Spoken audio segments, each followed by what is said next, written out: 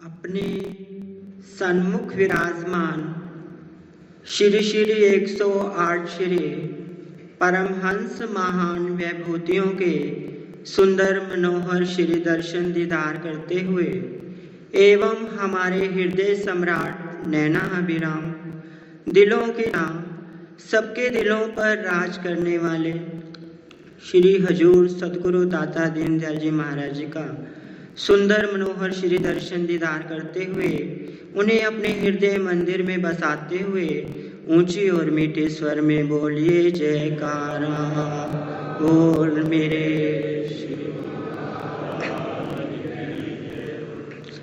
कितना सुंदर कितना प्यारा हमारा श्री आनंदपुर दरबार सुंदर सुंदर श्री मंदिरों में सज रहे हमारे श्री आनंदपुर दरबार सुंदर सुंदर श्री मंदिरों में सज रहे हमारे श्री परम सरदार श्री हजूर सतगुरु दाता दीनदयाल जी नित प्रति श्री मंदिरों में कृपा करते हैं। अपने चरणों की छत्र छाया में बिठाकर अपने पावन सुंदर श्री दर्शनों से और अपने आशीर्वादों से हम सबकी झोलियां भरते हैं। बोल मेरे श्री गुरु। सौभाग्यशाली गुरुमुखों, सदगुरु का अपने शिष्य के साथ और शिष्य का अपने सदगुरु के साथ जो संबंध होता है वह आत्मिक संबंध होता है, आत्मा का संबंध होता है। जितना स्नेह शिष्य अपने सदगुरु के साथ करता है उससे कई गुना अधिक स्नेह सदगुरु अपने शिष्य के साथ करते हैं। शिष्य के लिए सदगुरु ही सच्चे माता पिता होते हैं, सच्चे सहाय होते हैं, सच्चे सहारे होते हैं, सब कुछ वे ही होते हैं। जैसे एक श्लोक में भी वर्णन आता है, तमेव माता च पिता तमेव तमेव बंधु च सखा तमेव तमेव विद्या ध्वर्निम तमेव तमेव सर्वं मम देव देव। कि आप ही हमारी माता हो, आप ही हमारे पिता हो, आप ही हमारे बंधु हो, आप ही हमारे सखा हो, आप ही हमारी विद्या हो, आप ही हमारा धन हो। हे देवों के देव श्री सतगुरुदेव महाराज जी, आप ही हमारे सब कुछ हो। गुरु को जिस तरह माता पिता अपने बच्चों का हर तरह से ख्याल रखते हैं, उनकी संभाल करते हैं, उनके अवगुणों को नहीं देखते, उनकी कमियों को नहीं देखते, हर समय अपना पावन प्यार अपने बच्चों को बख्शिश करते हैं। इसी तरह संत सदगुरु भी अपने सेवकों को का हर समय ख्याल रखते हैं, उनकी संभाल करते हैं, उनकी कमियों को नहीं देखते, उनका हर समय कल्याण करने में लगे रहते हैं। जब एक शिष्य अपने सदगुरुदेव महाराज जी के चरणों में आता है, उनसे नाम की दीक्षा को प्राप्त करता है और भक्ति की राह में आगे बढ़ने का प्रयत्न करता है। कई बार देखते हैं कि पुराने संस्कारों की वजह से वह अपने विकारों के अधीन हो जाता है, जिससे कि वह भक्ति की राह पर आगे नहीं बढ़ पाता। वह उन विकारों की वजह से थक कर हार जाता है। उस समय सतगुरु ही उसके सच्चे सहायक बनते हैं और उसका मार्गदर्शन करते हैं। ऐसे ही एक बार महर्षि रमन जी के शिष्य के साथ घटित हुआ। जब उनका शिष्य अपने गुरुदेव के चरणों में आया, उनसे नाम की दीक्षा को प्राप्त किया और भक्ति की राह पर आगे बढ़ रहा था, प्रयत्न कर रहा था।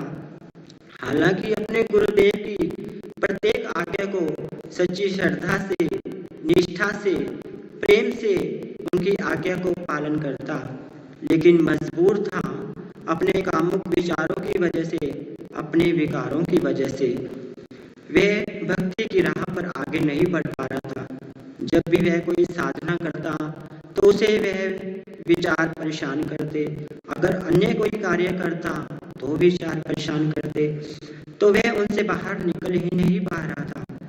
जब उसने अपने गुरुदेव के चरणों में भारी और वह आंतरिक रूप से गुरुदेव के चरणों में प्रार्थना की कि कि गुरुदेव मेरी रक्षा करो, मुझे इनसे बाहर निकालो। गुरुमुखो, जब एक शिष्य अपने गुरुदेव के चरणों में सच्चे दिल से अंतर हृदय से प्रार्थना करता है तो गुरुदेव के हृदय को भी वह प्रार्थना पिघला कर रख देती है। ऐसे ही जब वह एक दिन साधना में बैठा था, उसकी जो चेतना थी वह निमिन चक्रों में गतिमान थी। उसके गुरुदेव उसके ध्यान में प्रकट होते हैं और जो उसके चेतना निमिन चक्रों में गतिमान थी उसे आज्ञा के चक्कर में स्थित कर देते हैं, जिससे वह हमेशा हमेशा के लिए उससे मुक्त हो जाता है। गुरु को यह कार्य कौन कर सकता है?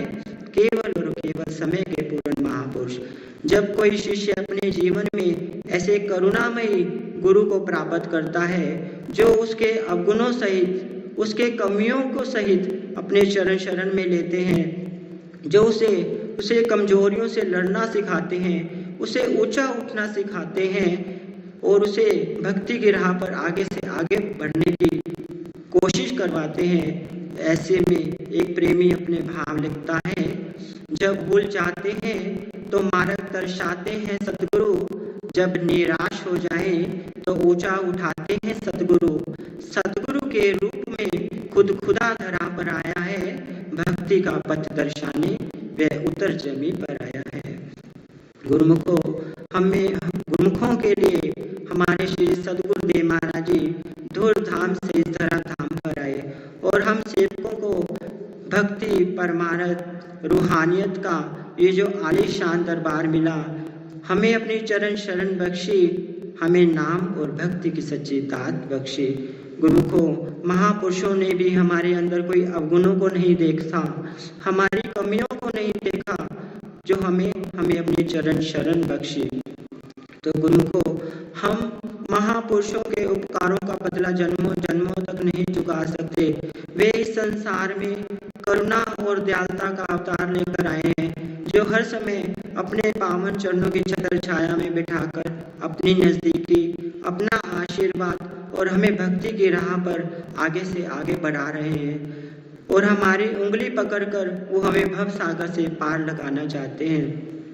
वे चाहते हैं कि इस जन्म में ही सेवक अपने लक्ष्य को हासिल कर ले।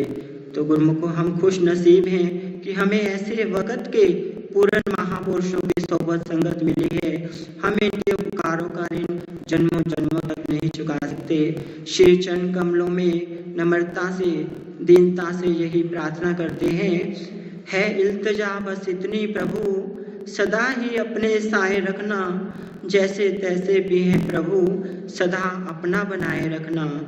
दुनिया की रंगीनियों से सदा हमें बचाए रखना, भक्ति का गुरा रंग प्रभु सदा हम पे चढ़ाए रखना। तमन्ना हम दासों की खत्म हो जाए सारी, श्री चरणों की सेवा में प्रभु सदा हमें लगाए रखना। तमन्ना हम दासों की प्रभु खत्म हो जाए सारी, श्री चरणों की सेवा में सदा हमें लगाए रखना। बोलो जयकारा बोल।